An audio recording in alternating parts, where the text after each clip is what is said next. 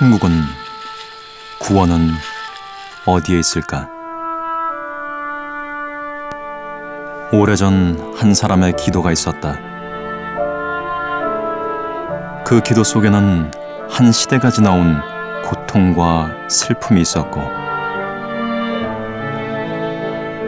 가장 낮은 곳의 사람들을 안아준 사랑과 꿈이 있었다.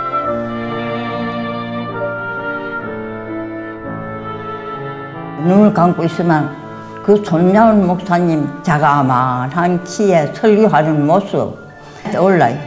상대 같은 조화를 주고 왔는데 하나님 아버지 감사합니다 하니까 믿지 않는 사람 볼 때 미쳐도 안 가겠어요. 자석도 하지 못하고 내 형제도 하지 못하는 그 무서운 한자 상처에다가 입대갖고 따르낸다는 것은 못해요. 한 사람 못해요. 사랑으로 우리 안에 천국을 꿈꾼 사람, 죽음 넘어 살아있는 그를 만난다.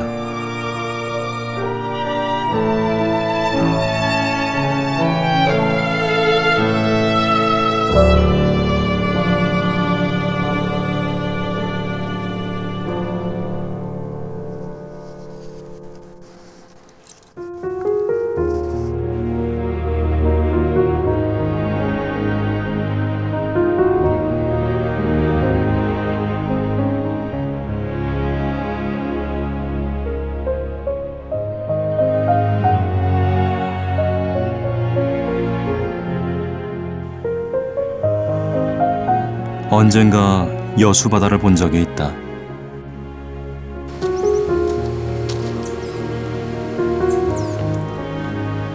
그러나 오늘 나를 이곳까지 오게 한 것은 아름다운 바다가 아니다. 나를 이끌어온 고통스러운 목소리가 있었다.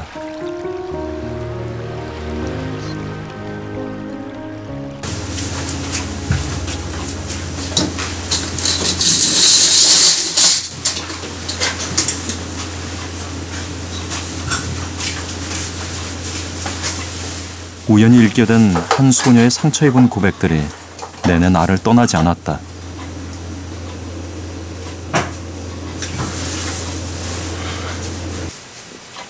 그것은 신에게서 상처 입은 인간, 분노와 미움, 원망이라는 도끼가 온몸에 퍼진 한 소녀의 가엾은 고백이었다.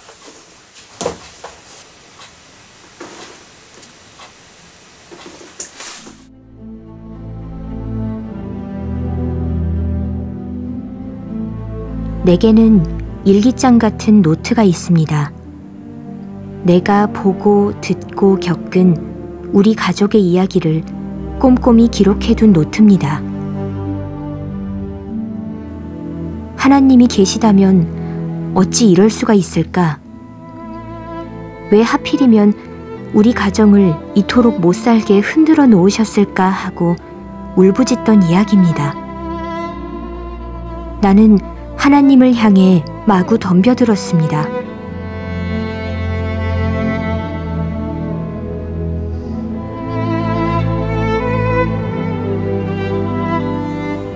순교?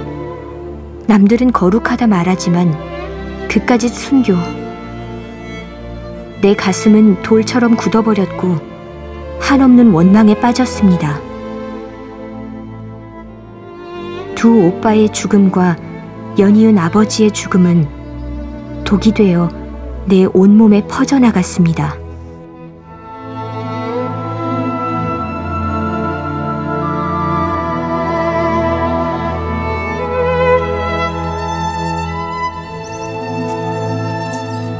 가여운 소녀의 목소리를 따라온 곳.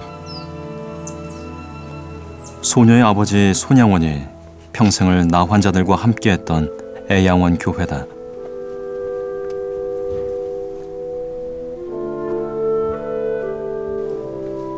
손양원이 세상을 떠난 지 60여 년.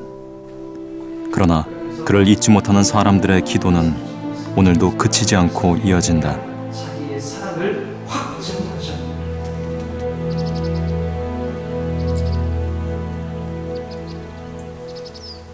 손양원은 죽어서도 애양원을 떠나지 않았다.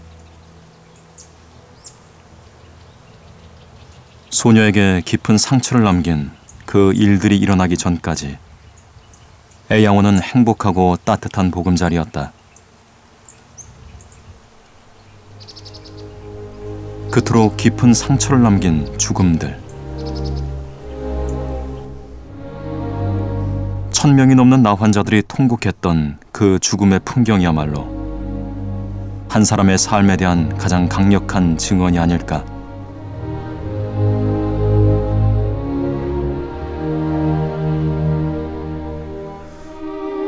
애양원 식구가 1200명인데 1200명이 전부 하얀 걸로 저기 하나씩 다 있는데 얼마나 나누겠어.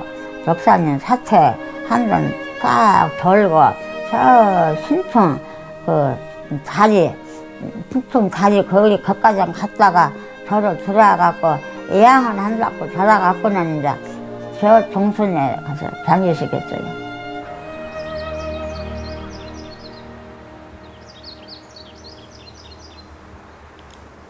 1902년 손양원이 태어난 함안의 고향마을.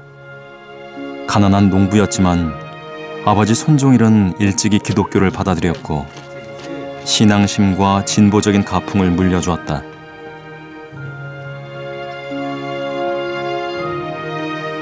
칠원교회 당회록에는 아버지가 적은 아들의 신앙생활이 꼼꼼히 기록돼 있다. 하지만 그때는 알지 못했으리라. 사랑이 어떻게 이 세상의 빛이 될 수 있는지를.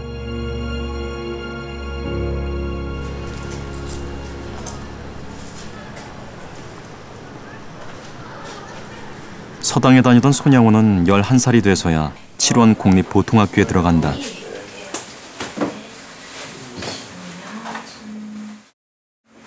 다른 학년 때는 결석이 별로 없는데 네. 유난히 4학년 때가 결석이 많네요. 네네. 네.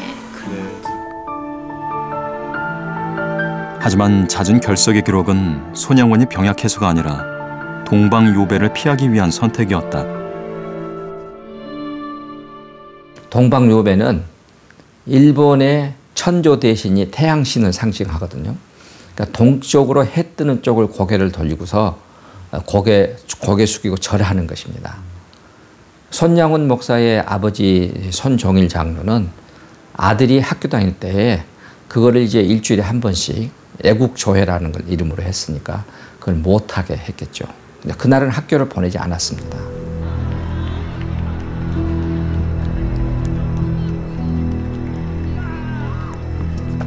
서울 중동중학교 입학한 뒤에도 시련은 이어졌다. 아버지 손종일이 고향에서 3.1 만세운동을 주도했다는 이유로 손양원이 퇴학을 당한 것이다.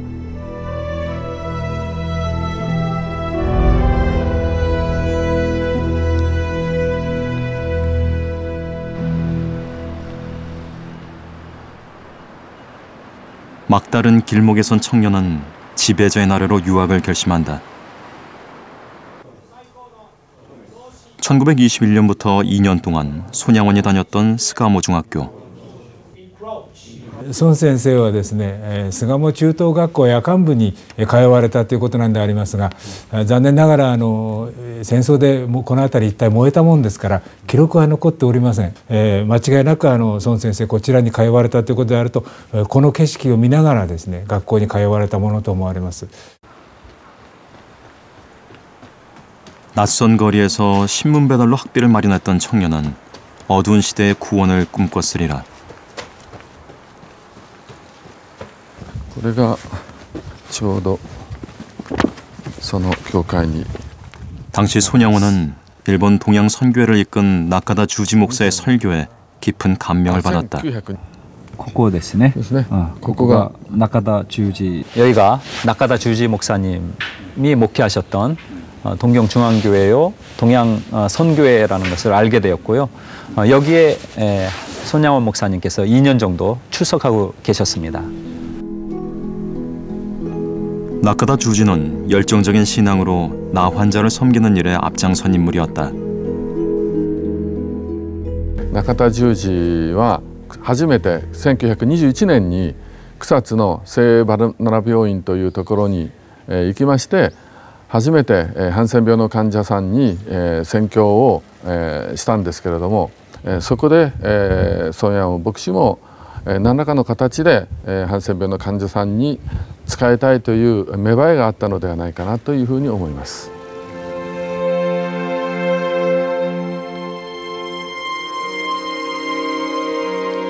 일본 유학에서 돌아온 청년 손양원은 자연스럽게 나 환자들과 만나기 시작했다.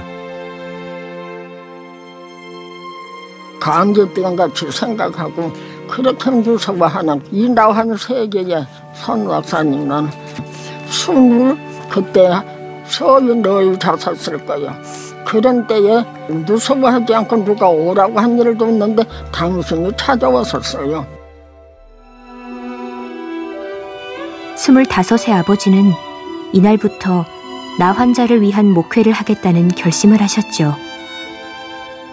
하지만 막상 그들을 눈앞에서 대하는 것은 결코 쉬운 일이 아니었습니다. 손은 꼬부라지고 얼굴은 문드러지고 눈썹이 빠진 나 환자들. 사람들은 살이 썩어 들어가는 나병을 하늘이 내린 형벌, 천형이라 불렀습니다.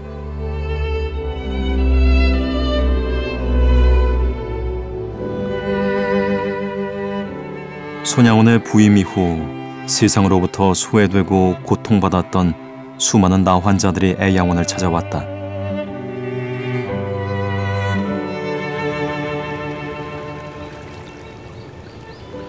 가장 낮은 곳의 사람들, 나 환자들의 눈물을 닦아주기 위해 그의 기도는 더 낮아지고 간절해졌다.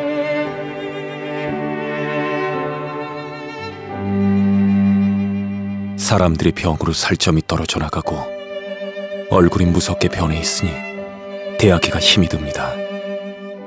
무섭지 않게 하시옵소서. 둘째, 환자들의 살이 썩으니 냄새가 심합니다. 냄새를 못 느끼게 하시옵소서. 셋째, 처음 나병 환자들을 위한 목회를 시작했으니 나중 환자들을 위한 목회로 끝나게 하여 주시옵소서.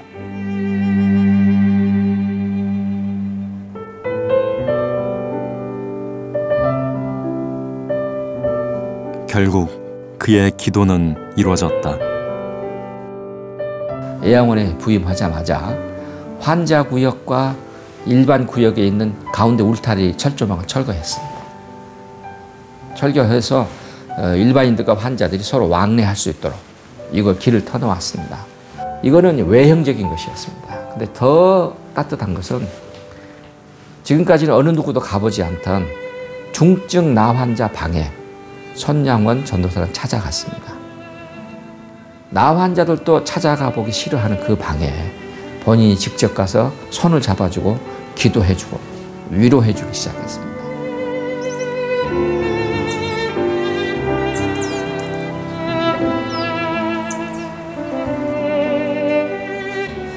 어떤 기억은 세월이 지날수록 선명해진다.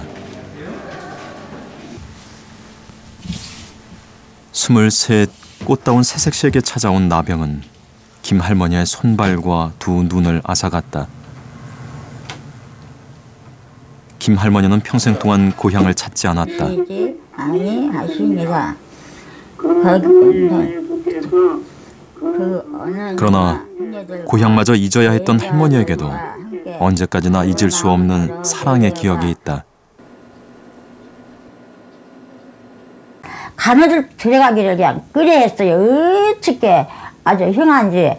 그래갖고는 자매가 그냥 그냥 그 런에서 지늘이 떨어져갖고 잠바다가 있고 그래라도 우리 목사님은 저래갖고 그런 양반들 안고 기도하고 그러면서 차라리 나도 너그같이 이런 정대려갖고 그냥 남 놓고 이런 데 와서 사면 좋겠다.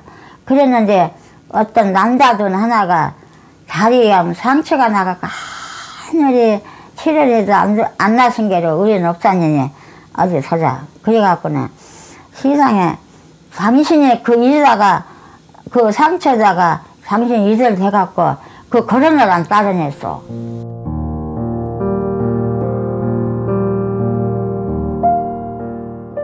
아버지는 하루의 대부분을 나 환자들과 함께 보냈습니다. 애양원의 14호실에는 상상도 할 수 없는 모습의 나 환자들이 있었죠.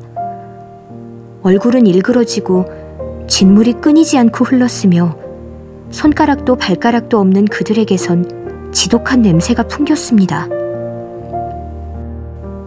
아버지는 그런 분들에게 더 애정을 쏟았습니다. 거침없이 피고름 나는 손을 잡아주었고 나병의 상처에 사람의 침이 약이 된다는 얘기가 돌자 피고름을 빨아내는 일도 마다하지 않았습니다.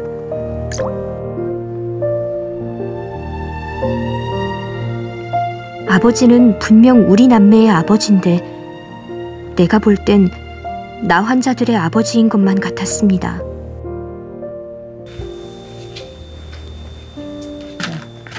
소년 시절에 애양원에 와 백발이 된 노인에게도 손양원에 대한 추억이 있다.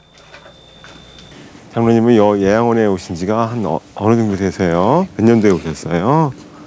1945년 4월 16일 날 애양원에 왔습니다. 아, 1945년 4월 네. 16일이요? 네. 아버지처럼 따랐던 손양원의 손을 잡고 소풍을 다니며 불렀던 노래. 같이 그 노래를 불렀어요. 목사님 네. 같이 아이들하고. 그 노래 좀 한번 불러주세요. 네, 그 노래가 아마득한 바다에 해 떨어지니 저게 듣던 아이들은 집 찾아가는데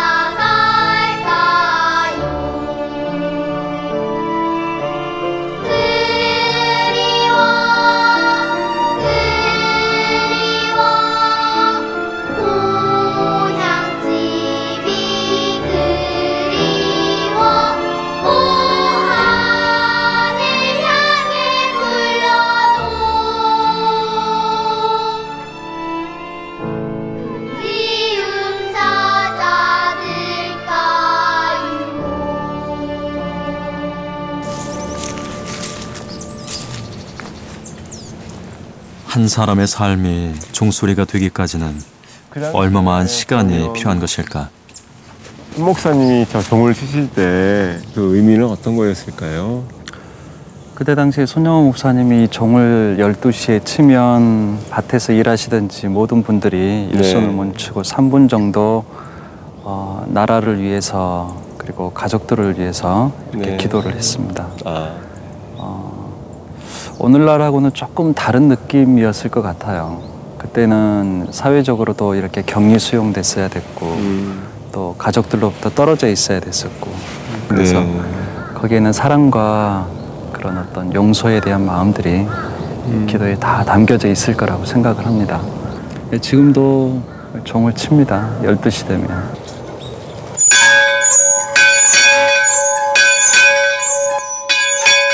가장 낮은 곳으로, 가장 어두운 곳을 향해 울렸던 손양원의 종소리.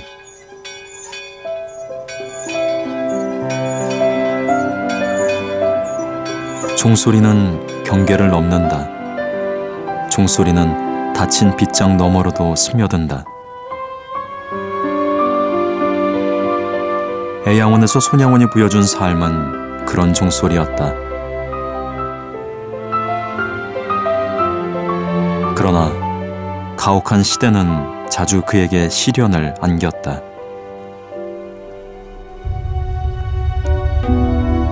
일제의 억압으로 장로교 총에 맞아 신사참배에 나섰고 그가 다니던 평양신학교는 폐교되고 말았다. 하지만 그는 십자가 지기를 꺼리지 않았다. 땀도 흘리지 않고 눈물도 뿌리지 않고 피도 쏟지 않으면서 많은 행복을 탐욕적으로 원하는 어리석은 사람들 중에 혹시 내가 첫째가 아닌가 반성해 본다. 내 몫에 매인 십자가 기쁘게 지고 나아가리라. 너는 십자가 지기를 꺼려하지 마라.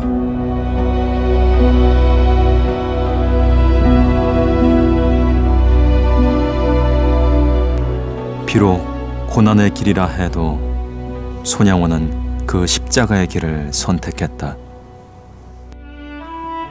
1940년 9월 25일 그날을 기억합니다. 들판에는 황금빛으로 일렁이는 벼이삭, 단풍이 들기 시작하는 나뭇잎들, 평화로운 전경이었습니다.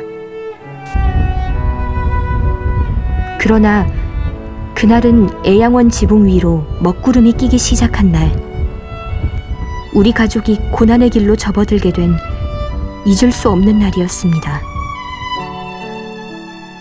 갑자기 나타난 일본 형사들이 아버지를 끌고 갔습니다.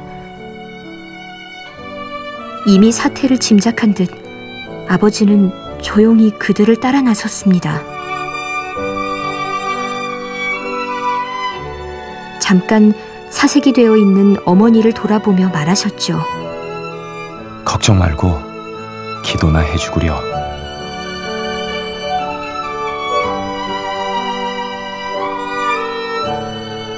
이 짧은 이별의 말을 남긴 아버지는 해방이 될 때까지 5년 동안이나 형무소에 갇혀 있어야 했습니다.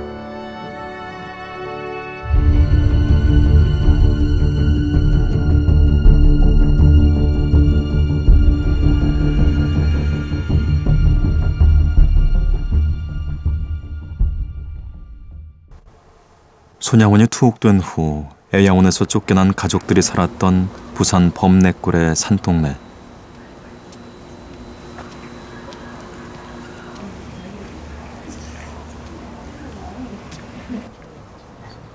누우면 하늘에 별이 보이는 판잣집에서 소녀는 학교도 다니지 못한 채 아버지를 그리워했다.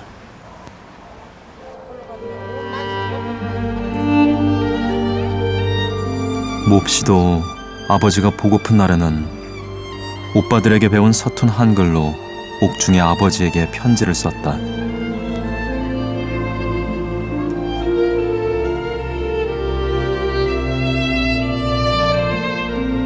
어린 딸이 보낸 편지를 손양원은 내내 보물처럼 간직해왔다. 아버지가 보고 싶어요. 아버지 나오기가 소원입니다.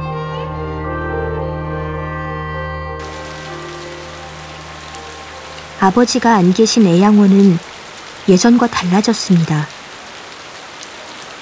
많은 이들이 그런 애양원을 떠났고 그 중엔 우리 남매가 고모라 부르며 따랐던 황덕순, 김수남 고모도 있었습니다. 고향에 돌아갈 수도 없었던 고모들은 고생 끝에 진주 남강 다리를 찾았습니다. 그곳엔 나 환자 수십 명이 구걸을 하며 살아가고 있었습니다. 황덕순 고모는 나 환자 거지 왕초에게 아버지 이야기를 털어놓았습니다.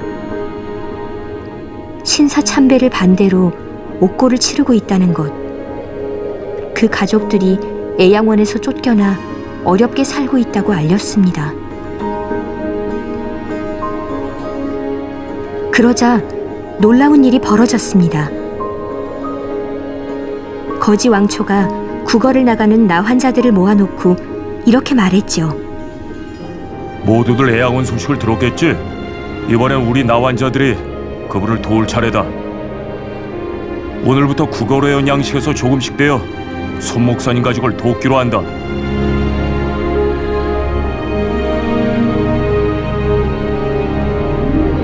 황 고모는 그렇게 나 환자 거린들이 모아준 양식을 이고 먼 길을 걸어 부산 산동네로 이사한 우리 판잣집까지 날라다 주었습니다.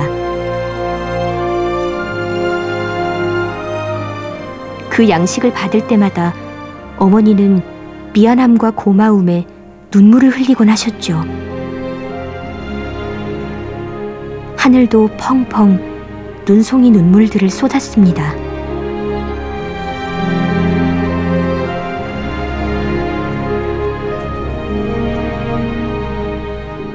두 아들이 나무통 공장에 다니며 겨우 이어갔던 생계. 그러나 그런 산동네 생활마저도 오래가지 못했다.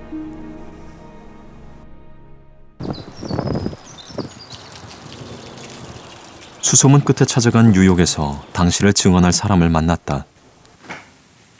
선 목사님이 투옥 당하시고 그리고 이제 할아버지는 만주로 가버리고 그리고 동인동씨는 상중으로 들어가가지고 화전을 만들어가지고 거기서 살고 있는데 그 화전으로 산중으로 들어가 버렸죠.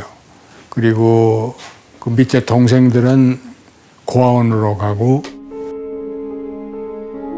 어린 나는 아버지를 원망하기 시작했습니다.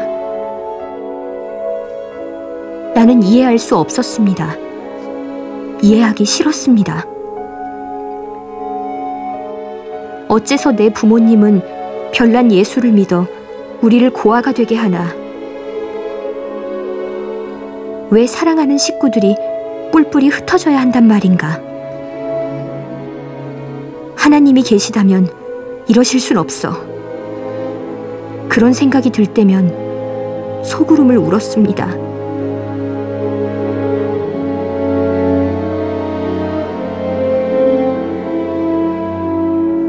한편 일본은 옥중의 손양원에게 전향을 요구하며 모진 고문과 협박을 가했다. 하지만 그는 끝내 믿음을 꺾지 않았다. 저희 아버님 말씀은 가끔 손양호 목사님이 사식이 들어오고 하면 당신이 잡수시기 전에 한참 후배인 저희 아버님 또 같이 옥중 생활하고 있는 동료들에게 그것을 이렇게 먼저 나누어 주시곤 했다는 얘기를 들었습니다. 옥중의 손양원은 수많은 편지들로 가족과 나 환자들을 위로했다. 그것은 신뢰와 사랑의 연대였다. 그 시절에는 감옥 아니나 감옥 밖이 구별이 안 되는 똑같이 탄압받고 억압받는 그런 시대적 상황이기 때문에 서로 격려하면서 신앙이라고 하는 것을 모티브로 해서 아주 연대 관계가 끈질기게 이루어지는 그것이 바로 신뢰와 사랑이죠. 여보시오, 나는 솔로몬의 부귀보다 욥의 고난이 더욱 귀하고 솔로몬의 지혜보다 욥의 인내가 더욱 아름다워 보입니다. 당신은 나를 위해 조금 더 염려치 마시오. 한 덩어리의 주먹밥, 한 잔의 소금 국물 맛이야말로 신선의 요리요 천사의 떡맛이외다. 얼마나 고생들 하십니까? 밤이 지나면 낮이 오는 법이요 겨울이 지나면 따뜻한 봄이 오는 것입니다. 어떤 고난이라도 다 자족하게 여깁시다.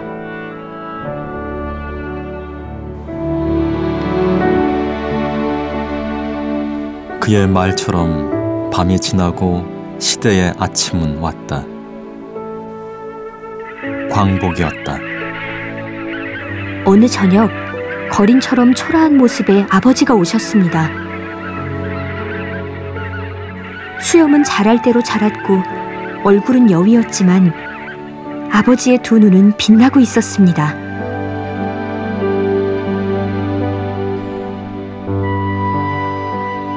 어디 보자 이놈들. 그동안 얼마나 고생이 많았느냐. 어떻게 알았는지 나 환자들이 구름처럼 몰려나와 아버지를 기다리고 있었습니다. 그뿐인가요? 동량한 양식을 우리에게 보내주었던 남강 다리 및 나 환자 거린들도 찾아왔습니다. 애양원은 다시 예전 모습을 되찾았습니다.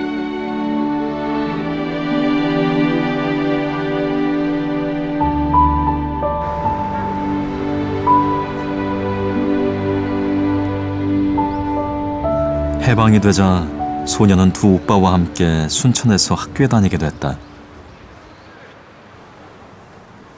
큰오빠 동희는 순천 사범학교에서, 작은 오빠 동신은 순천 중학교에서 공부했다. 하지만 봄날 같은 그 시간은 오래가지 않았다. 기독 학생회에 열심이었던 큰오빠 동인과 작은오빠 동신에게 다가온 비극. 소녀의 삶을 통째로 흔들어 놓은 사건이 벌어졌다.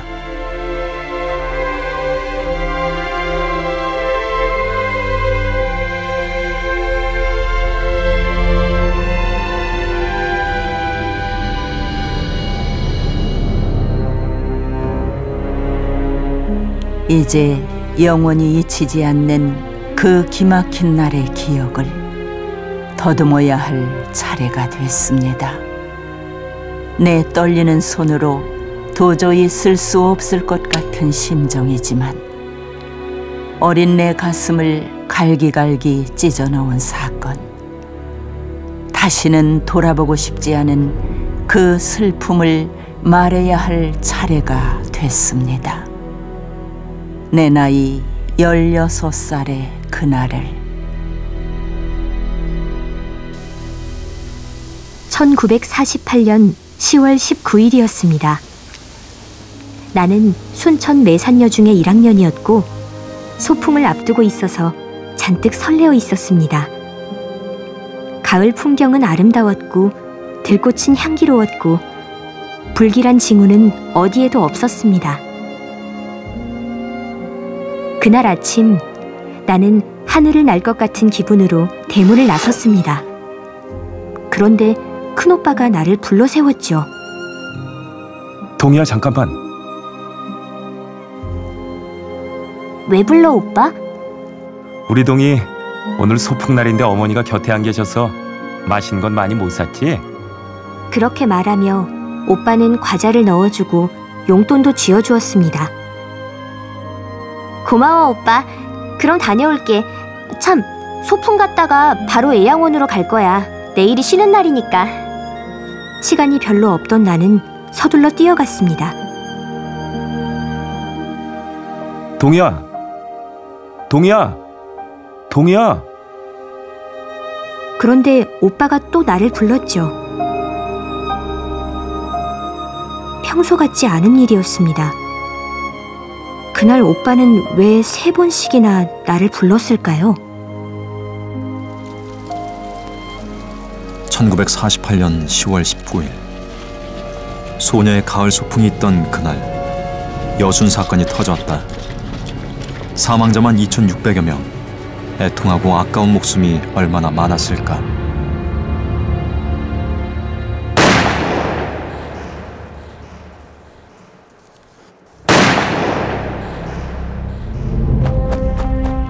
나는 기차도 끊긴 철길을 따라 정신없이 순천을 향해 달렸습니다. 몇 번이나 넘어지고 쓰러지면서도 멈출 수가 없었습니다. 소풍날 아침 배웅해주며 몇 번씩이나 동희야 하고 부르던 오빠의 목소리가 자꾸만 맴돌았습니다. 나는 두 오빠들이 무사하게 해달라고 하나님께 빌고 또 빌었습니다. 하지만 그렇게 달려간 순천은 너무나 끔찍하게 변해 있었습니다. 두 눈으로 보고 있어도 믿을 수 없는 풍경이었습니다. 그 시체를 봤을 때 그 사람 썩는 냄새, 피비린내. 나는 이런 시체선을 넘어서 내 두 오빠가 살고 있는 집 대문 앞까지 딱 왔는데 거기는 문은 활짝 열려 있었고 오빠의 책, 교복, 가방들이 큰 마당에 깔려 있었는데 그래서 나는 그때 막 그리고 한쪽 옆을 보니까 막 건물건 핏자국도 뚝뚝 떨어져 있었고 나는 직감으로 우리 두 오빠가 죽었구나 하는 생각이 막 그때 들더라고요.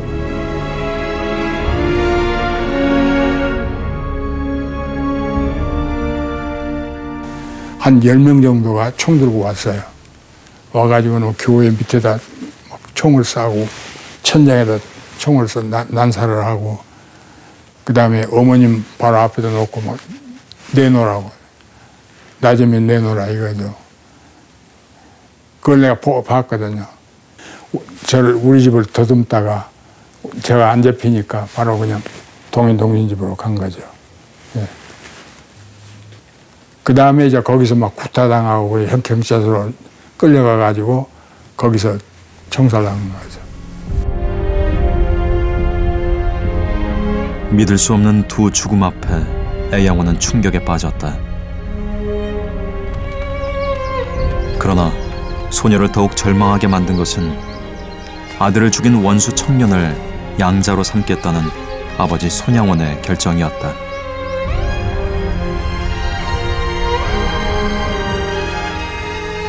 용서하면 용서했지 아들 삼는단 말은 또 무슨 말입니까? 아버님이 그놈을 아들 삼을 것 같으면 나에게는 오빠가 되는 것인데 내 두 오빠 죽인 그 원수가 어떻게 내 오빠가 된다는 말입니까?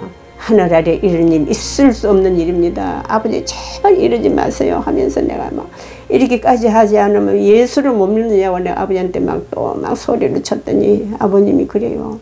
똥이야 성경 말씀을 자세히 보아라. 성경 말씀에 원수를 사랑하라 했다. 용서만 가지고 안 된다. 사랑을 하려 했으니 아들을 삼아야 되지 않겠냐.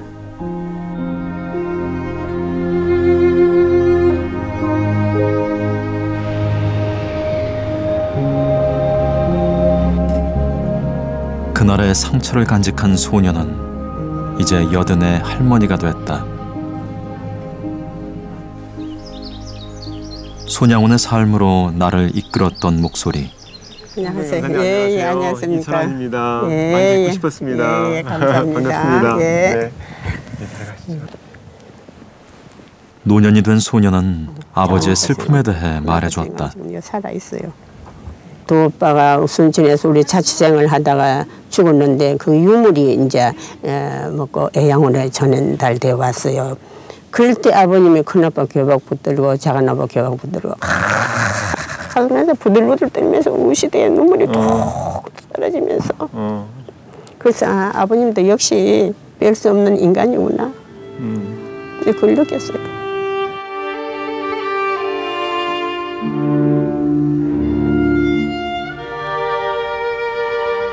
사람들을 놀라게 했던 손양훈의 감사기도는 그렇게 한 인간으로서의 온갖 비통을 뚫고 나온 것이었다.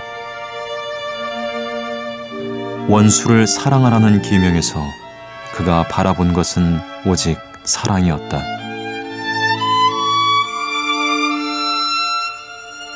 나 같은 죄인에서 해서 순교의 자식들이 나게 하시니 감사합니다. 한 아들의 순교도 귀하다 하거늘 하물며 두 아들이 순교하게 하시니 더욱 감사합니다. 나의 사랑하는 두 아들을 죽인 원수를 회개시켜 내 아들로 삼고자 하는 사랑의 마음을 주신 하나님께 감사합니다.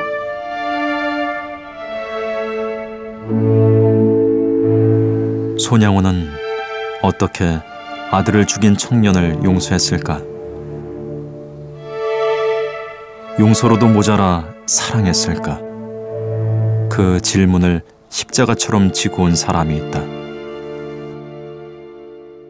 어느 날 책상에 앉았는데 책상 앞에 사랑간자탄이 있더라고요. 그래서 사랑간자탄이가 손양훈 목사님 이야기인데 그럼 이제 읽어가니까 뭐 얼마 넘기지 않아서 요순 사건이 나오고 동인동신 그분들이 이제 순교당하는 장면 속에 아버님 이름 석자가 나오더라고요. 그래서 이제 제가 이제 더 이상 그 책을 읽어 내려갈 수가 없었지요.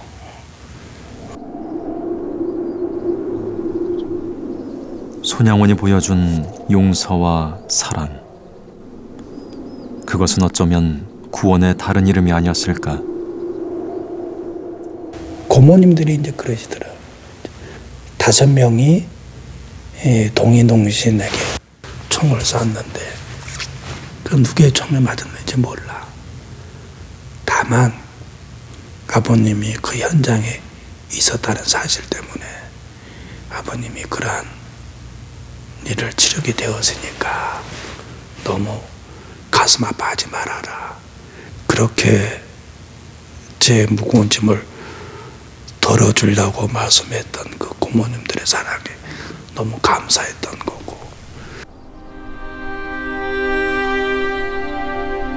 서로가 서로를 구하는 그것이 사랑의 힘이리라. 이 시절 손양원에게 감동한 김구는 서울에 학교를 부탁했다. 하지만 손양원은 나 환자들 곁을 떠나지 않았다. 그 길을 선택했다면 아마도 본인을 볼 땐 더 안락하고 더 평안한 삶을 살고 이 땅에서 육신의 삶도 더 길었을 것으로 보이지만 가난하고 불쌍하고 버려진 사람을 위해서 생을 바치겠다는 그 거룩한 열망이 있었기 때문에 더 큰 감동과 또 우리에게 교훈을 주는 것이 아닌가.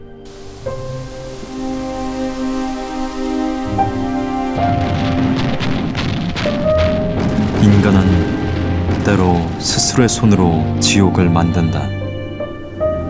동족 상전이라는 참혹한 비극이 펼쳐졌던 한국전쟁. 그 소용돌이 속에서 사람들은 손양원에게 피난할 것을 권했다. 그러나 시장 간다고 목사님들 다 가시기로 하고 이제 우리 장로님들과 해갖고 이제 먹을 거 다 장난해갖고 싹 이제 제에 올라가셔서 이제 배에서 이제 예배까지 다 보고 그리고 뛰려고 하는데 그냥 목사님 당신 그 성경 책가방만 딱 들고 나오면서 나는 당신들 먼저 가자고 내가 하나가 살겠다고 내 양떼가 죽는 것을 내가 어떻게 서냐. 그때 손양원 목사님 유명한 말을 했습니다. 이 세상에 어디 이 세상에 피난처가 있단 말인가. 주님의 사랑의 울타리 외에는 피난처가 없다. 그렇게 하시면서 피난을 거절했어요.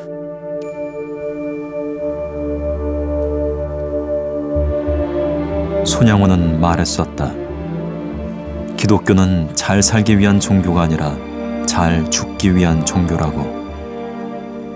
내가 빨래를 해갖고 올게 그 경찰들이 목사님 잡아줘 가십니다.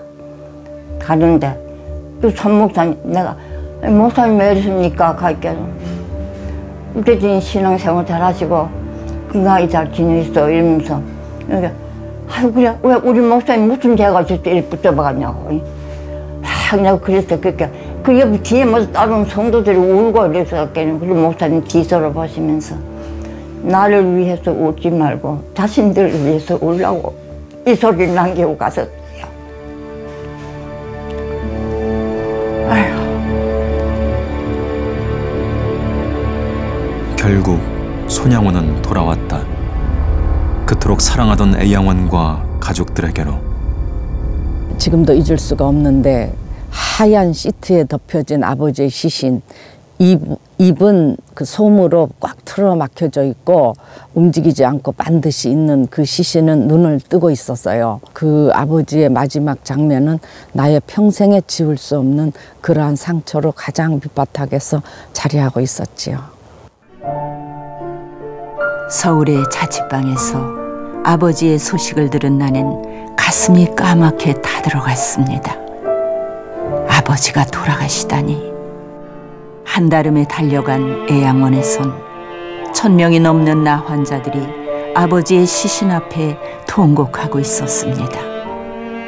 그 중에서도 더욱 슬피 통곡하는 이가 있었으니 그는 바로 내 두 오빠의 생명을 앗아갔으나 아버지가 아들로 삼은 사람이었습니다. 마지막으로 자기가 돌아가면서 나에게 남긴 말이 있습니다. 동희야, 나는 돌아가면 곧 천국 간다. 내 죽어 천국 가면은 너의 두 오빠께 무릎 꿇고 사죄하겠다. 이 말을 남기고 떠나갔지요. 그리고 15일쯤 돼서 세상을 떠났습니다. 예. 아마 천국에서도 우리 이 모습 다 보고 있을 거예요. 피해자가 되어서 막 그 가해자를 용서 못해서 고통받은 사람도 있을 것이고, 또 자기가 남에게 용서받지 못할 가해자가 되어서 일평생 그 무거운 짐을 가지고 살아가는 사람들도 있을 것이고, 그런 사람들이 어디 가서 치유받아야 되는가? 그것은 손양호 목사님이 우리들에게 대답을 해주고 있는 것 같아요. 손양원, 그의 삶은 남겨진 사람들의 가슴 속에 죽음보다 강한 사랑으로 살아있다.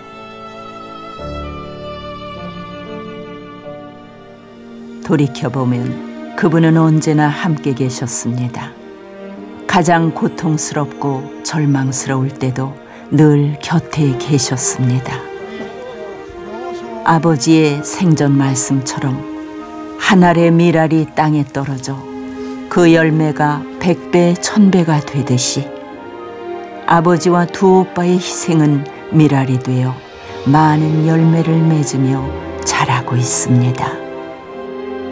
그것을 이해하는데 참 오랜 시간이 걸렸습니다.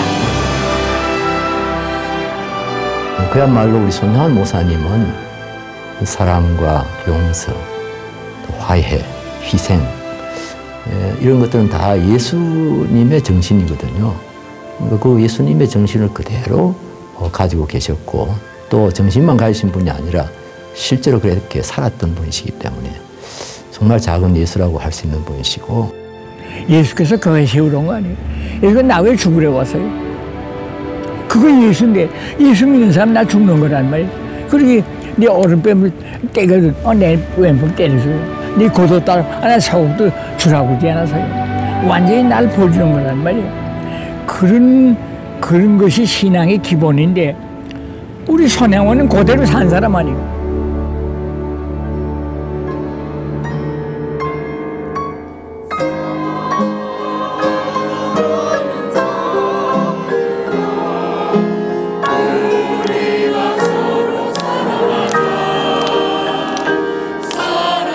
사랑이 필요한 세상에 한 알의 밀알이 된 사람. 손양원의 삶이 끝나는 곳에서 사랑은 가장 빛나는 유산으로 남았다.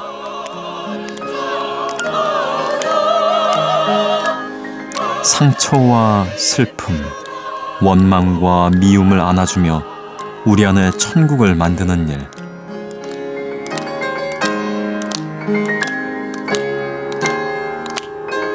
사랑은 인간이 신에게로 다가가는 길이다.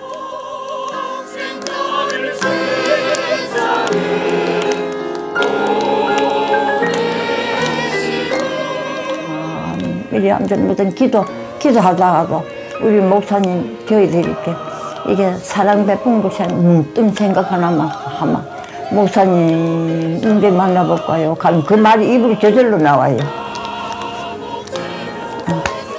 지금이라도 우리가 하나님 나라에 가는 우리 손양원 목사님 다 만나보겠죠.